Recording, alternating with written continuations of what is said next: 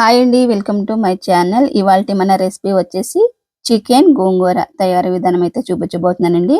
చాలా బాగుంటుంది. పుల్ల పుల్లగా, కమ్మ కమ్మగా, ఎవరైనా పెద్దలు కానీ చిన్నపిల్లలు కానీ చాలా ఇష్టంగా తింటారనమాట. ఇప్పుడు దీని ప్రాసెస్, కావాల్సిన పదార్థాలు అయితే చూసేద్దాము. ముందుగా నేను 1/2 kg చికెన్కి ఇక్కడ మీడియం సైజు గోంగూర కట్టలు అయితే 2 తీసుకున్నానండి. శుభ్రంగా గోంగూర కడిగేసుకొని దాంట్లోకి కొన్ని పచ్చిమిరపకాయలు వేసుకొని కొద్దిగా నీళ్ళు వేసుకొని ఉడకబెట్టేసుకొని పక్కన పెట్టేసుకోండి. ఇదిగోండి. తర్వాత వచ్చేసి మళ్ళీ స్టవ్ మీద ఇంకో ప్యాన్ పెట్టుకొని దాంట్లోకి కర్రీకి సరిపడగా ఆయిల్ వేసుకున్నాను. ఆయిల్ బాగా మరిగిన తర్వాత ఉల్లిపాయ ముక్కలు అలానే పచ్చిమిరపకాయ ముక్కలు అయితే వేసుకున్నానండి. చిన్న ముక్కలుగా కట్ చేసి వేసుకోండి. ఇప్పుడు దాంట్లో కొంచెం పసుపు అలానే రుచికి సరిపడగా ఉప్పు వేసుకొని మళ్ళీ ఒకసారి బాగా కలిపేసుకొని ఉల్లిపాయ ముక్కలు మగ్గిలోపు ఇప్పుడు మనం గోంగూర ఎంతవరకు ఉడికిందో చూద్దాం. ఇదిగోండి, ఆల్మోస్ట్ ఉడుకుతుంది. ఎక్కువ నీళ్ళు పోయొద్దండి, కొద్దిగానే పోయండి. అది ఉడికేలోపు ఇక్కడ మనకి పక్కన ఉల్లిపాయలు కూడా వేగిపోతున్నాయి. ఇప్పుడు దీంట్లోకి 1 స్పూన్ అల్లం వెల్లిపాయ పేస్ట్ కూడా వేస్తున్నానండి. అల్లం వెల్లిపాయ వేసిన తర్వాత పచ్చివాసన పోయిన తర్వాత ఇప్పుడు ఒక మీడియం సైజ్ టమాటాని ముక్కలుగా కట్ చేసి వేసుకున్నాను. ఇప్పుడు గోంగూర ఉడికిపోయింది కదండి. ఈ పచ్చిమిరకాయ ముక్కలు బాగా చిదపండి. ఆ కారం అనేది ఆ గోంగూరలోకి దిగుతుందనమాట. ఇప్పుడు దాన్ని పక్కన పెట్టేసుకొని ఇక్కడ మనం ఉల్లిపాయ ముక్కల్లోకి చికెన్ అయితే వేసేసుకున్నాను. శుభ్రంగా కడిగిన చికెన్ వేసేసుకొని మళ్ళీ ఒకసారి అంతా కలిపి మూత పెట్టుకొని నీళ్ళు వచ్చి ఇంకిపోయేదాకా ఉడికించుకోండి చికెన్ని.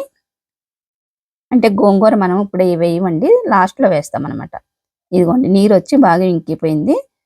ఇప్పుడు కారం వేస్తున్నాను. మీరు ఎంతైతే తినగలుగుతారో అంత కారం వేసుకోండి. తర్వాత వచ్చేసి దీంట్లోకి ధనియాల పొడి అలానే గరం మసాలా.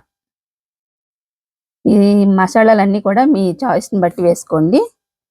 కొందరు ఏంటంటే ఎక్కువ తినేవాళ్ళు ఉంటారు, కొందరు తక్కువ తినేవాళ్ళు ఉంటారు. అందుకని నేను కొలతలు ఏం చెప్పలేదండి, మామూలుగా వేసుకోండి అంతే చెప్పాను.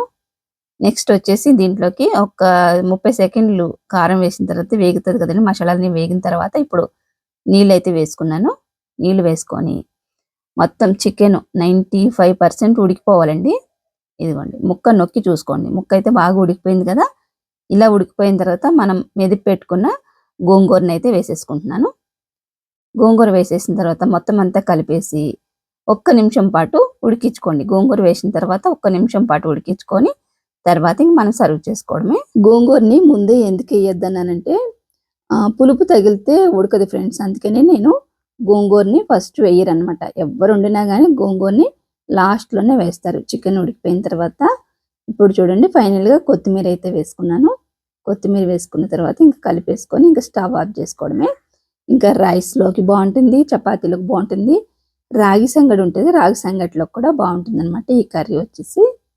ఇంక ఇలానే సేమ్ మనం రొయ్యల్లో వేసుకోవచ్చు, మటన్లో వేసుకోవచ్చు. ఇదే ప్రాసెస్ అనమాట. మనం రొయ్యలకు కానీ మటన్కి కానీ. వీడియో నచ్చితే లైక్ చేయండి ఫ్రెండ్స్. ఇలాంటి మంచి మంచి వీడియోస్ కోసం మన ఛానల్ సబ్స్క్రైబ్ చేసుకోండి. Thanks for watching. Bye bye.